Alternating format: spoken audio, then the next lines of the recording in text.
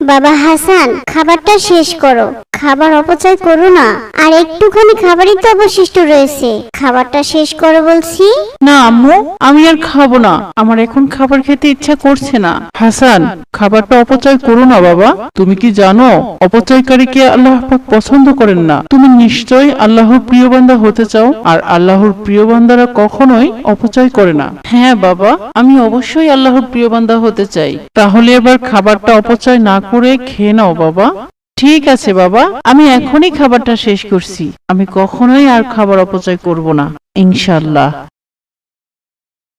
এরপর হাসান খাবার শেষ করে ঘুমাতে যায়, আর তখন তার আম্মু হাসানকে বলল, আচ্ছা বাবা হাসান, তুমি কি ঘুমাতে যাওয়ার পূর্বে ছোট্ট আমলটি করেছো, যা আমাদের প্রত্যেক মুসলমানদের করা উচিত? আম্মু, তুমি কি ঘুমানোর আগে যে দোয়াটি পড়তে হয় সেই ছোট্ট আমলটির কথা বলছো?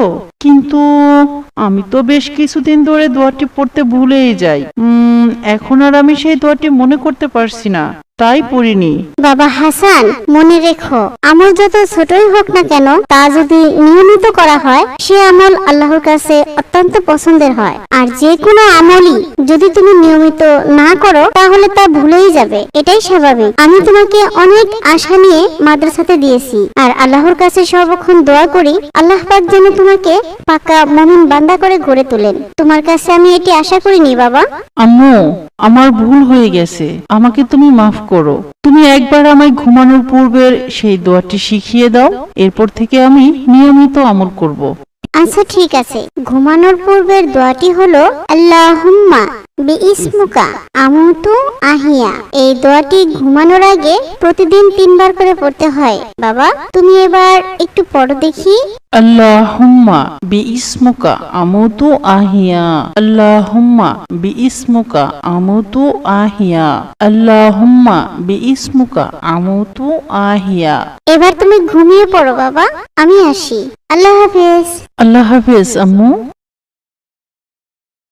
পরের দিন হাসান তার বাবার সাথে বাজার থেকে ফিরছিল। পথিমধ্যে দেখলো একটা অ্যাক্সিডেন্ট হয়েছে, আর একজন লোক প্রচন্ড আঘাত পেয়ে পড়ে আছে। এরপর হাসান ও তার বাবা সেখানে এগিয়ে গেল। কি হয়েছে ওনার? এভাবে পড়ে আছেন কেন? আর আপনারা এবার দাঁড়িয়ে দেখছেন? তাড়াতাড়ি ওনাকে ধরুন, এক্ষুনি ওনাকে হসপিটালে নিতে হবে, না হলে যে উনি মরে যাবে। তাড়াতাড়ি ধরুন আমার সাথে।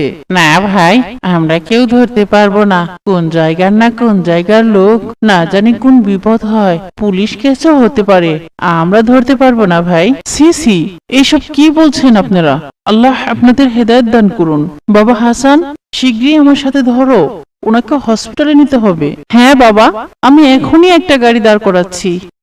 এরপর হাসান ও তার বাবা অ্যাক্সিডেন্ট হওয়া লোকটিকে হসপিটালে নিয়ে যায়। লোকটি ট্রিটমেন্ট হওয়ার পর সুস্থ হতে থাকে। বাবা, লোকটি রাস্তার ধারে পড়েছিল, অনেকেই দেখছিল, কেউ ওনাকে হসপিটালে নিয়ে আনার জন্য সাহায্যও করলো না। কিন্তু তুমি ওনাকে কেন হসপিটালে নিয়ে আসলে?